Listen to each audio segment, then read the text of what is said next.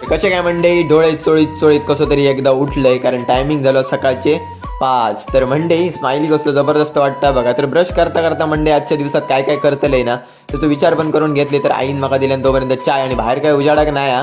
तर तोपर्यंत आईन ना रिक्षावर जुनं हार काढून घेतल्यानंतर मी पटपट चाय पिलंय, कारण मला भाड्याक जायचं होतं आणि मला टायमिंग दिली आणि 5:30. आणि मोठी गोष्ट काय माहिती मंडळी, मी तर टायमिंगवरती पोहोचले पण आपली गाडी काही योग नाही. तर मी इल्ले राजधानी एक्सप्रेसला, जी इल्ली करेक्ट 6:45 वाजता. तर भाड्या घेऊन आपण पोचलो एका सुंदर गावात, आणि असं ऑलरेडी मी इल्लेलो असे. तर आपण असं मानगावमध्ये, मानगाव एकदम निसर्गाच्या सानिध्यात असा. तर आपण पोचलो आता मानगाव बाजारात. आणि कोण कोण मानगावमधनं असतात कमेंट करून नक्की सांगा, आणि किती जणांच्या आठवणी मानगावसोबत जोडलेल्या असतात ना ते बघूया. परत एकदा सांगते, मानगावमधला असतात तर नक्की कमेंट करून सांगा. तर लागलो आपण खडखड रस्तो, आणि खडखड रस्तो लागायचो नाही असा तर होऊचाच नाही. तर आपण येऊन थांबलो एका ठिकाणी. तर मंडळी पाणी किती मस्त दिसतं बघा, एकदम आर पार. आणि पुढे भविष्यात या पाणी दिसत काय नाही आपण सांगू